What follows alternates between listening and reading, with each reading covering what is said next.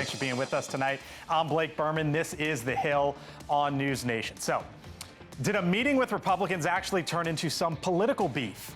Tonight, the closed-door gathering with the president and Senate Republicans and the potential consequences for your next grocery bill. The head of the Agriculture Department, Secretary Brooke Rollins, live with us tonight here on The Hill. Plus, confidence in the ceasefire. That the message today from the Vice President, J.D. Vance, who was on the ground in Israel. Why he made the trip to the heart of the Middle East, with the president just responding in the Oval moments ago. We're forging peace all over the world. We're putting America first. We're getting everybody to sort of get along. And I just got a call from the Middle East. We're doing very well there. We have many countries, as you know, signed on to peace in the Middle East, and nobody thought they'd ever see that happening. Also tonight, the government's still shut down, but a top Republican ramps up questions about the Epstein files and Bill Clinton. But first tonight here on The Hill, you watch this live. A major scene unfolding in New York City. Demonstrators clashing with federal agents over what appeared to be ICE raids. This taking place in the middle of New York City. Middle of the day, just before rush hour. A frenetic scene that you might have watched live here on News Nation. By the way, I would mention the only cable channel to carry this scene right here live. And it was our Jessica Cartalia in the middle of it all, walking block by block with her camera rolling. Watch. You can see there's people like, we're trying to capture all of this. You know, it's hard to believe that this is Manhattan and it's 2025 and it looks like a war zone out here. People are masked up. They're not showing their faces. This person, we've been watching this person. He has been pushing ICE agents and police, and people have been defending him. There's another woman right in front. She was also pushing some of these officers. Just some of what Jessica experienced in the 4 o'clock, 5 o'clock hour here on the East Coast. She is live once again in New York City. Jessica, like I mentioned, you were going block by block. I was watching this live with you, as was the rest of our audience here on News Nation. It's now been an hour that's passed. Do you have a better sense of what happened and what was taking place there? Yeah, I think that's what everyone wants to know tonight. You know, we had gotten a call that something may be taking place, you know, in the Soho Tribeca area. So we went down to the area and all was pretty calm initially. And then it started when the ICE agents got out of their vehicle and started walking up the street. And that's when people got very scared and concerned. And protesters started coming out. A couple people were taken into custody. Now, whether they were undocumented or whether they were protesters, that is still unclear. But take a look behind me. Right now, we're in Foley Square, and there are several New York City police officers blocking these federal buildings. They've set up a barricade just to make sure that everything stays safe. We have not seen any ICE agents for at least a half hour. They cleared out of this area. They did take people into custody. You saw some of that video. We also have video of them arresting several protesters who were here, who have been talking about everything that's been going on with ICE. They yelled, "Shame on you." We've also been listening to some people. There's a gentleman right here in an LA Dodgers cap, and right next to him, asking these New York City police officers why they are, quote unquote, supporting ICE as they are blocking this area. But again, you know, for anyone who's familiar with New York City, this is an area where there are several federal buildings and they need to make sure it's safe. Then you have women like this. This woman has had her camera on me for the last 25, 30 minutes. Unclear, you know, what's going on.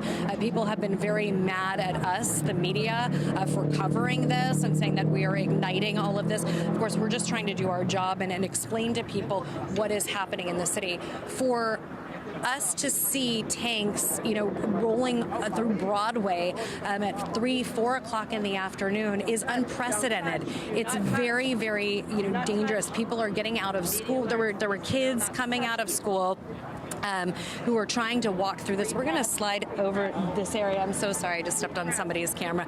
Just because there are still several protesters out here who are really trying to ignite things. And I think that's the biggest concern at this point, is that things are calm. The ICE has moved out of the area. Things are relatively chill. I hate to use that word, but it's, the sun's going to go down soon. And that's when, things can also go south. Yeah, Jessica, do you know if this was a sort of one-off ICE operation, if more are to come? That's unclear. And we also don't know if they were trying to target one person or if they were attempting to make a raid. We're working to find all of that information. And the protesters, we should make that very clear, it was not a planned protest. They were responding to what they were seeing on the streets. And there were so many emotions involved. And then, of course, when you have a lot of people in a very concentrated area in the middle of rush hour traffic, things are going to happen. So people were blocking traffic, the agents were attempting to move people out, and that's when things got ugly.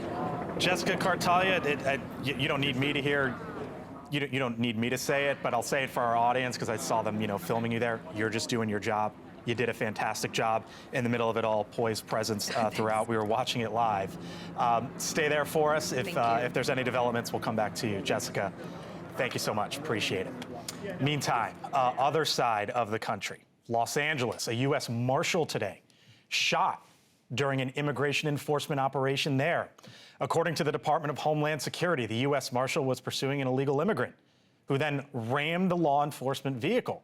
The suspect also shot. DHS says the illegal immigrant had already escaped from custody once. Two scenes, different, of course, both sides of the country in two of America's biggest cities today. With me now, Denise Gitson, Republican strategist, NewsNation contributor, and our New Yorker, Chris Hahn, former senior aide to Democratic Senator Chuck Schumer, NewsNation contributor as well. Listen, we were all watching this live. Denise, you were on air with Connell. Chris, I know you've seen the videos. Denise, you take any exception of what you witnessed? Well, I feel like everyone who's siding with the protesters, anyone who's sympathetic to them is saying, these are all peaceful people. Don't believe your lying eyes. And here we are watching the same person, the person in blue right there that we're watching on TV, who continues to charge at, and they don't even take him down. They're not even saying, let me restrain you. They're not arresting him, but they're allowing this person to go after ICE, federal law enforcement officers that have been literally risked their lives to enforce our federal laws. And so there's no two sides to this issue. You either stand with the law, and we stand with what bipartisan Congress has passed in terms of our federal laws and with law enforcement, or we're for this kind of anarchy. And that's all that it is. You can see it for yourself. No two sides, Chris? I think the anarchy is being delivered by ICE. And you notice that when the NYPD showed up, a professional law enforcement organization with the skills to deal with crowds and protests, the whole thing dissipated. Because they know what they're doing. They're not masked up like they're going to rob a bank. You're not calling ICE professionals? No, I don't think they're handling this professional at all. I think if they've got somebody that they're going after, they don't have to do it with this show of force, rolling tanks down the street, drawing attention to themselves. I also think that law enforcement officials in America shouldn't be masked up, and they should have a badge with their name on it or some other identification like a number. And what's been going on with ICE right now, to me, is un-American, the way they are instituting the laws in this country. And I have a real problem with it. And I also have a problem with them putting their hands on Americans. I do not believe they have the jurisdiction inland to stop, to hold people who are American citizens. And I think that every American who has been assaulted by ICE has a case against them. ICE is federal law enforcement, I should note. As this was happening, Chris, Denise, and to our audience here on NewsNation or those listening to us on SiriusXM, I was watching this live play out, and then I was also watching and listening to President Trump. He was in the Oval Office. He didn't know this was going on, but he was answering a bunch of questions. And one of them was about the Portland case. A judge, a panel of judges from the Ninth Circuit yesterday basically saying that the president can federalize the National Guard. And a question was asked, and I'm glad it was, which was this: Mr. President, do you believe that that gives you the ability now to go to other cities and other states with the National Guard? Here's what he said. I want to pick it up on the other side. A very strong opinion that we have the right to use the National Guard. You would think that would be common sense. We have the right to use the National Guard to put out trouble. What I found striking from that, and again, it wasn't related to this scene, but on this overall issue of crime and law enforcement, he didn't say yes Denise. And that's not to say he doesn't believe that, but I wonder what the next steps are for this White House after that ruling. The president is committed to keeping Americans, law-abiding Americans, safe at any cost. And when local law enforcement officers are unable to do their job and federal law enforcement officers are being treated the way that they are, which apparently Chris is now justifying, which just blows my mind, then you've got a mentality that we have to come against with the full force of whatever the president can legally execute. And now that this appellate court has said that it is within his statutory authority to go forth with the National Guard, why wouldn't he hold back? He hasn't even invoked the Insurrection Act yet. He's done it just within the law that he has. He could pull that trigger, and when he does, the law will be on his side. Han there in Long Island, I'll give you the last word.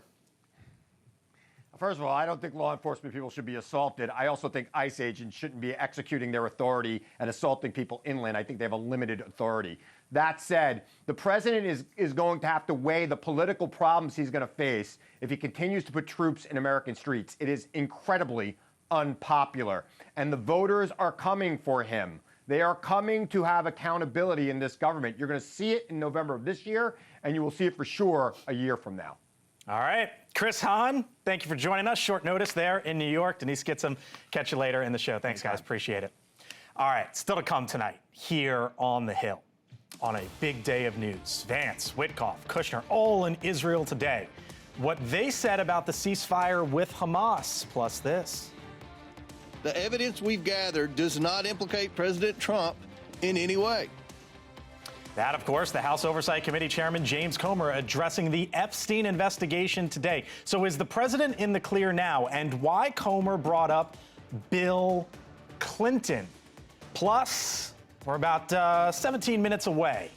The Agriculture Secretary Brooke Rollins with us here on the Hill. The cost of beef and what to do about it.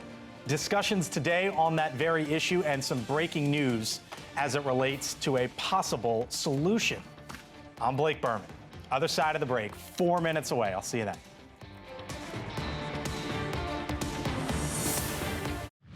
All right, so we continue to keep our eyes on Midtown Manhattan. Our Jessica Cartalia has been on the ground there for us for several hours now for what started as, we believe, some sort of ICE enforcement operation. And now, as we can see, protests there in the Big Apple. Jessica?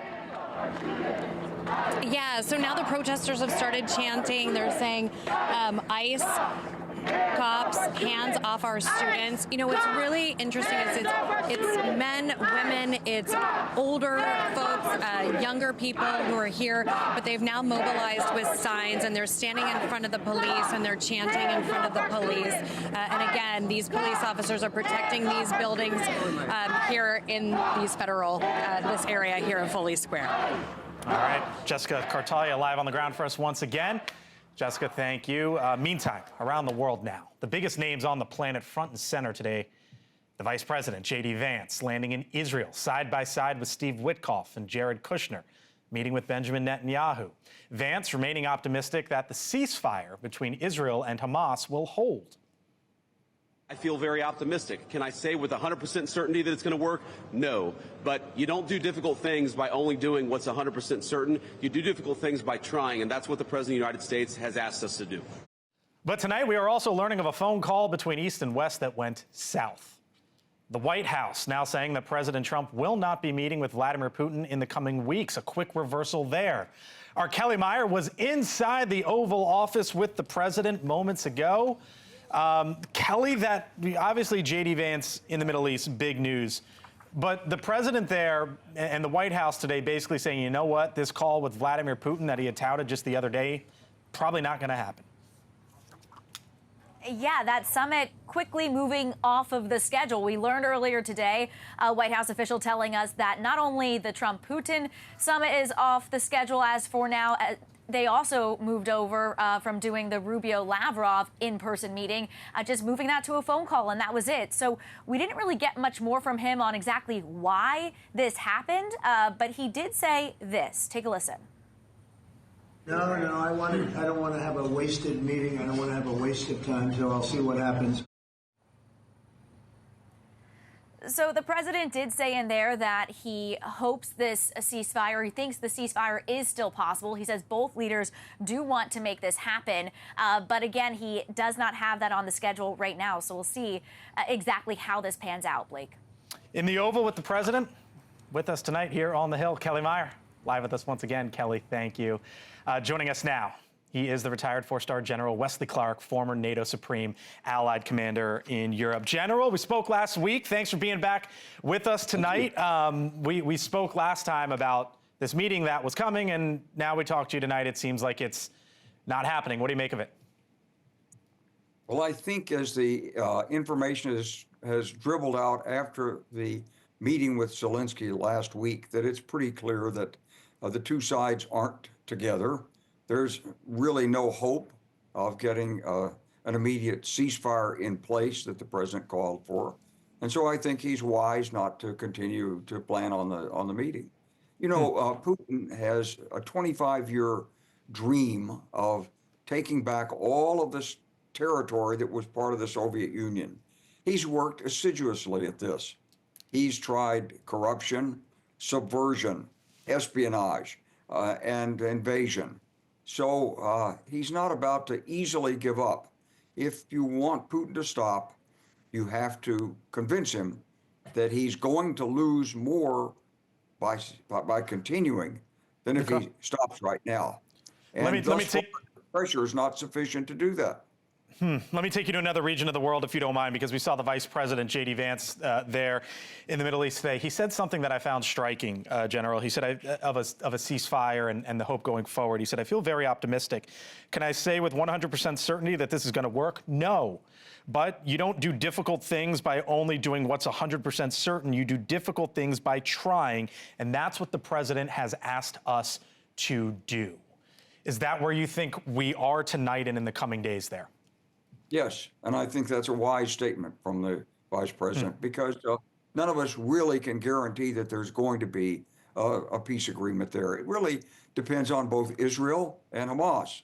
Hamas, because it's not clear that they're going to give up their position in Gaza. They're fighting to establish it. And Israel, because it's not clear, to me at least, that Benjamin Netanyahu is happy with what would move toward a two-state solution if all of this was pulled together in accordance with the president's plan. So there's work to be done on both sides. General Wesley Clark, it's always an honor, sir. We're a little short on time tonight because of the developments there in New York. I know we'll talk again soon. Retired four-star General Wesley Clark. Thank you, sir. Appreciate it. All right, still to come tonight here on the Hill. Other side of the break. The president made some news with this one the other day, right? Basically saying, you know what, maybe we're going to bring in a whole lot of beef from Argentina. Is that putting America first? There's been a little bit of blowback, even from within conservative ranks on this one. Other side of the break. The Secretary of the U.S. Department of Agriculture, Brooke Rollins, live in studio when we return.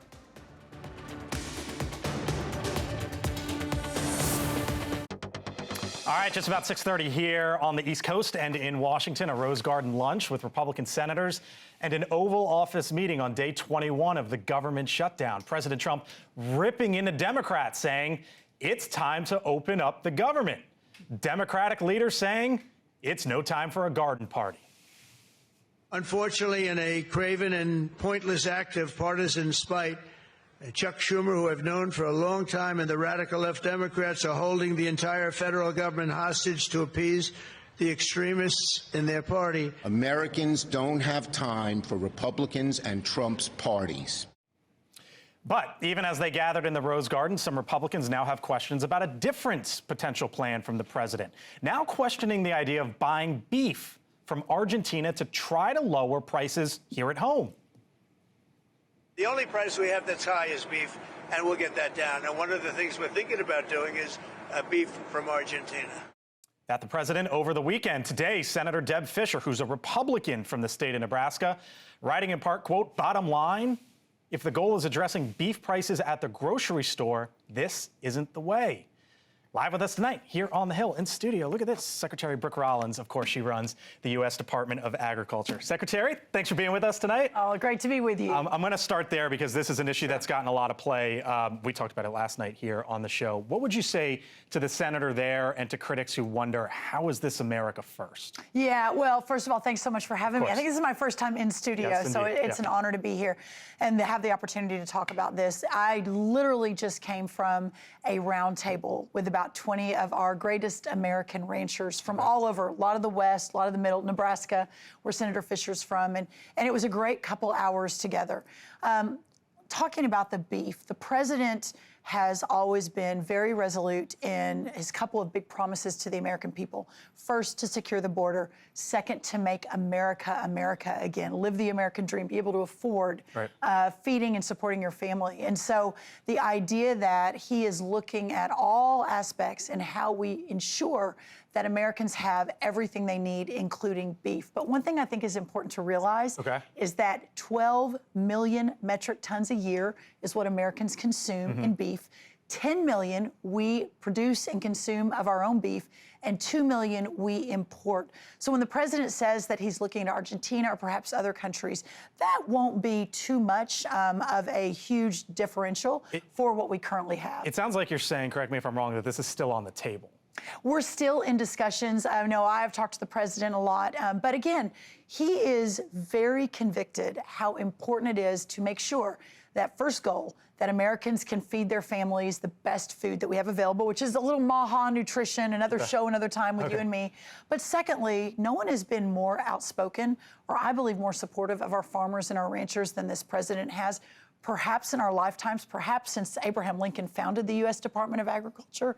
So those two goals are not necessarily contradictory. We can rebuild our beef herd, which is at its lowest in 75 years, which is why the prices are so high, right? Supply, demand. Up 26% in the last 2 years, I think like 17% in the last year. That's exactly right, because the demand is moving up as people want more protein, and the supply is moving down. So how we work on that, we've got a big announcement coming tomorrow. Coming tomorrow. Coming tomorrow. You can make it here if you want. I would love to, but I may be at the White House doing it. But that's the first time I've said that. But there is a really big announcement coming tomorrow on what we're going to do to restore and revitalize our beef herd in America, which ultimately will bring the prices down. Let me ask you about this. Wall Street Journal just popped a little while ago. Trump administration to release frozen aid by shutdown. The administration is planning to release more than $3 billion in aid to U.S. farmers that had been frozen as a result of the government shutdown. What can you tell us tonight? So when the government shut down, and I appreciate you covering that, I do think from our side it is absolutely inexcusable, bordering on disgusting, that we are trying to put through clean resolutions, keep the government open. We're not trying to negotiate. And on their side is $200 million for illegal alien health care. It's $2 million for LGBTQI in the Balkans. I mean, the list is sort of insane.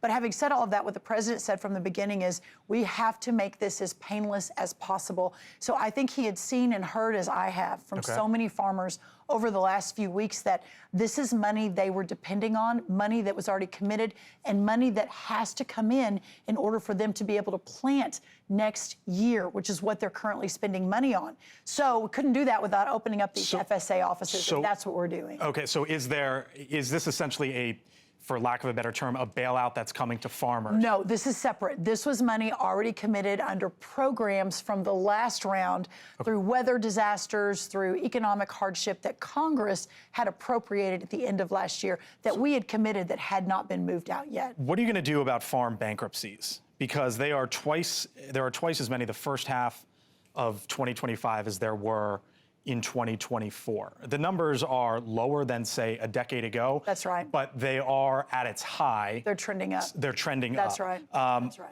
Why is that happening? And what is the government going to do about it? Should the government do anything about it? Well, here's the bottom line. When we left Trump 1, and I was in the first administration in the West Wing, when we left Trump 1, we left with an agriculture trade surplus. We left with a China deal in place. We left with inflation at its lowest in years. When we came back 4 years later, we had an ag trade deficit. We had no new trade deals in 4 years, and we had the cost of inputs, interest rates up 73%, labor up 47%, Fertilizer up 36%. I could go on and on and on. I won't. But at some point, so that's why those bankruptcies. But you're talking about the first half of this year, right? That is all as a direct result of the last 4 years. Having said that, what the president is doing to open up markets around the world, what I'll be talking about tomorrow from the White House for our ranchers, opening up the opportunity for new, younger ranchers to begin ranching, opening up the lands in the West, the BLM lands and the Forest Service lands, my partnership with Doug Burgum at DOI.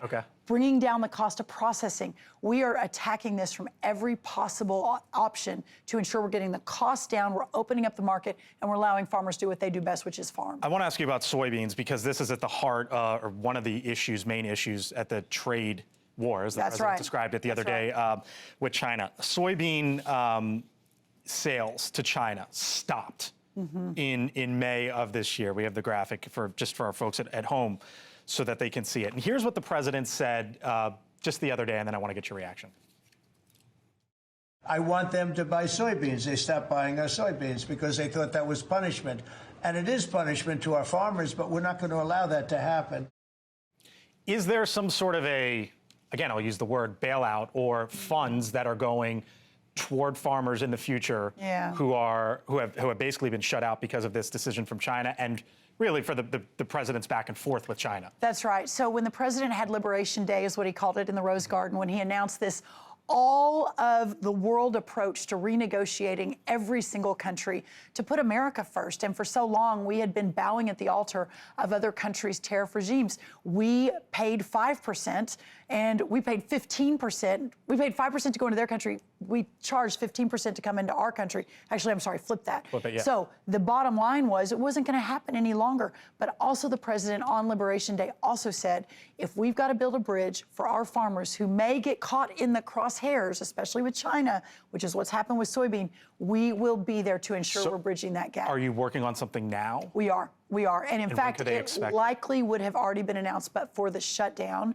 But because we're reliant on programming and formulas and modeling, our employees have been furloughed. So as soon as the shutdown's over, Democrats, please vote to open the government. We will be announcing that program. Let me ask you about an issue. I don't think anyone's covered it more than NewsNation, which is Chinese-owned farmland. Yes. Thank you for that. You laid out earlier this summer a 7-point plan, and at one point you mentioned working with state and congressional partners where applicable and take swift legislative or executive action.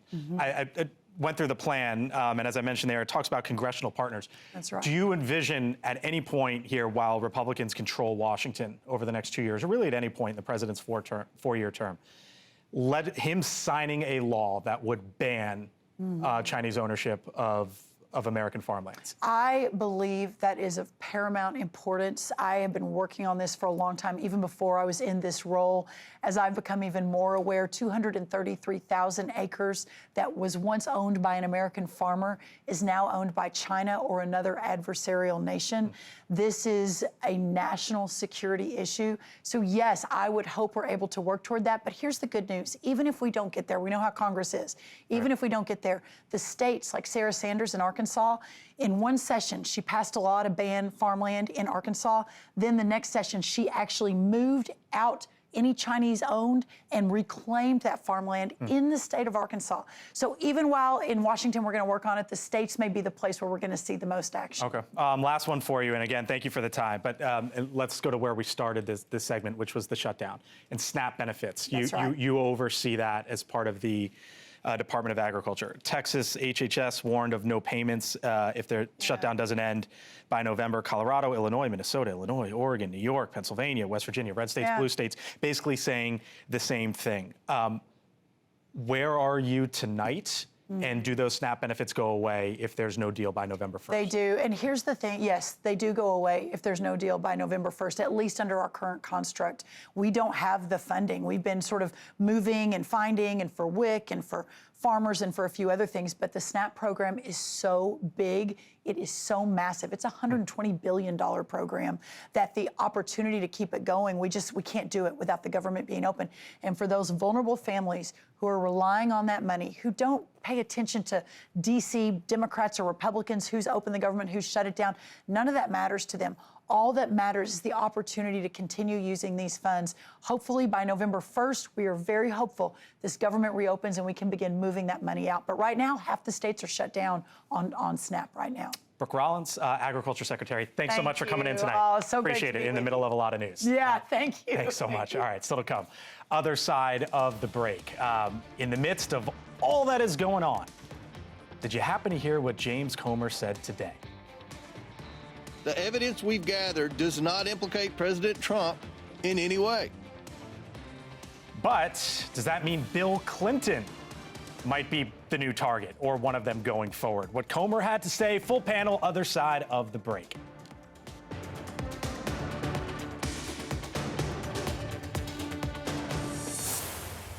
The evidence we've gathered does not implicate President Trump in any way. Public reporting, survivor testimony, and official documents show that Bill Clinton had far closer ties to Epstein. All the Republicans in the House are for maximum transparency and always have been. How about that? President Trump, seemingly, I guess, cleared today by the House Republican Oversight Committee Chairman James Comer of any wrongdoing in the Epstein files and pointing the finger at former President Bill Clinton, as you heard there, while also today the House Speaker Mike Johnson pledging to make the content of the files known. Lots of questions, though, as you know, still remain, including when and if the files will be released to the public and whether the former president of the United States will actually be deposed. Full panel here with me now. Scott Bolden, News Nation political contributor. Denise Gitson back with us, News Nation political contributor. Bill McGinley, former cabinet secretary in the first Trump administration. And out there in cyberspace with us, Chris Hahn, former senior aide to Democratic Senator Chuck Schumer, News Nation contributor. Hello to you all. Thanks for being in. Nice to have you in.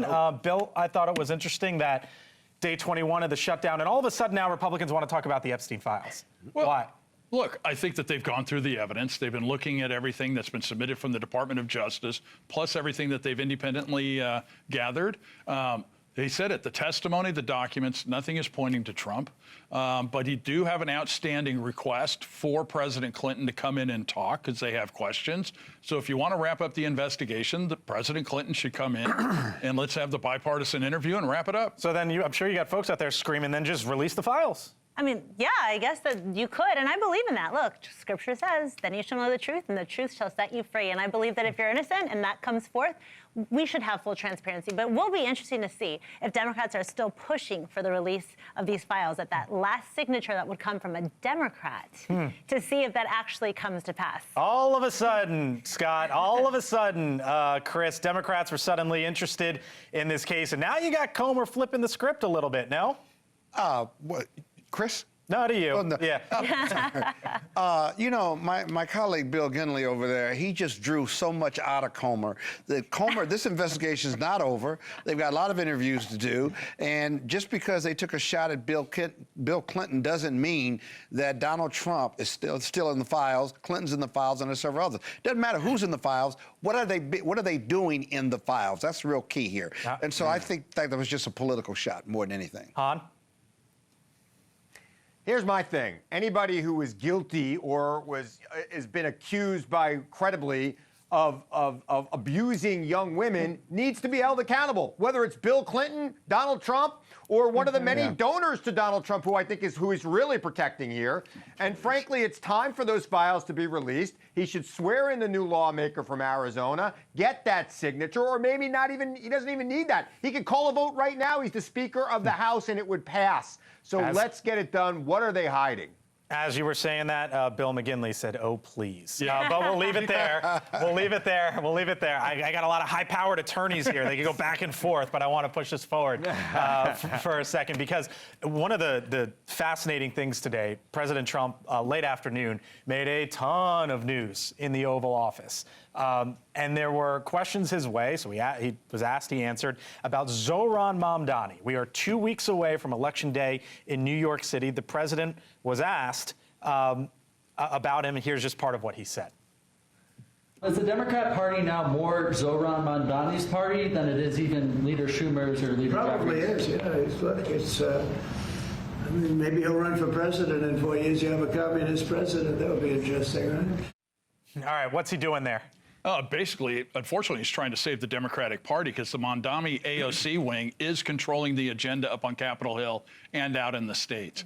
And I think the president is hoping that he can help save New York City from what would be a disastrous mayoral term if Mondami actually does win. So he called on the Republican to drop out, and that Cuomo might have a chance. Well, so he was asked about Curtis Sliwa, the Republican dropping out. He basically said he didn't want to get involved with it because he's seen the polling numbers. It seems like he's almost resigned to, like, this is what's going to happen. Yeah, well, I think the Democrats are too.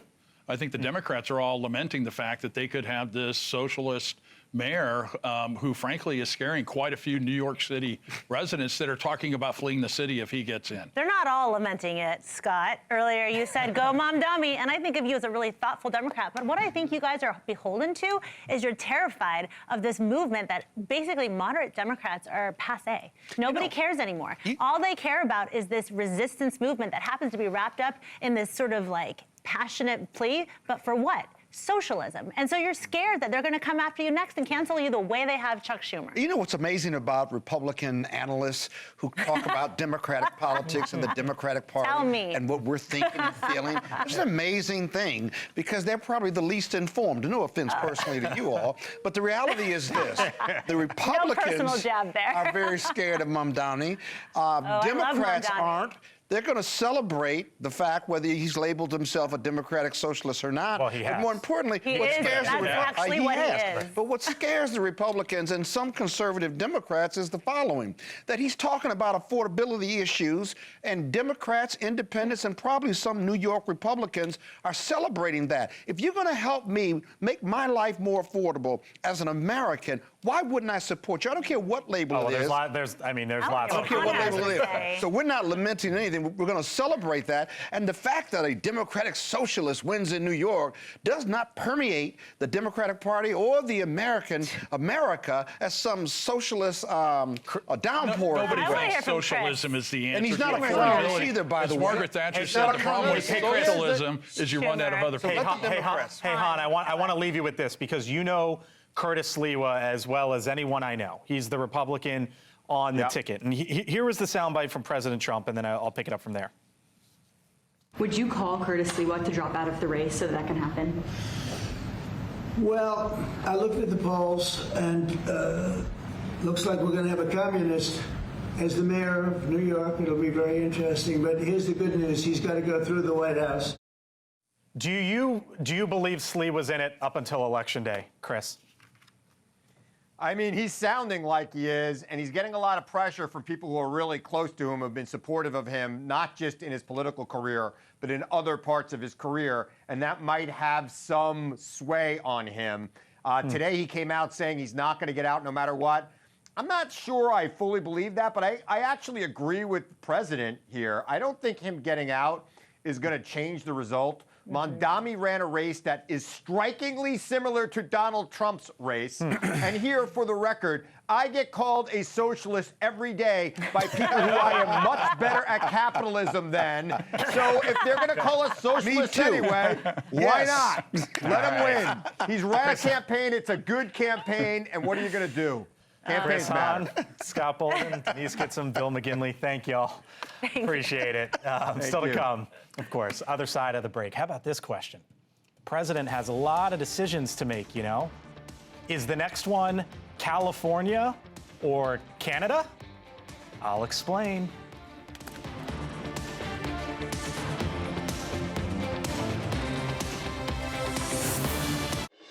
All right, if you're just getting home, trying to catch up on today's top stories, here's some of what's trending right now on thehill.com. Fetterman, Senator John Fetterman, supports GOP nuking the filibuster to end the shutdown.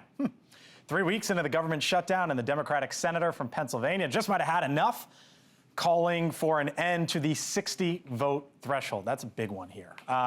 Also trending tonight, Kristi Noem, the DHS secretary, defends a $170 million purchase of Gulfstream jets for DHS leaders.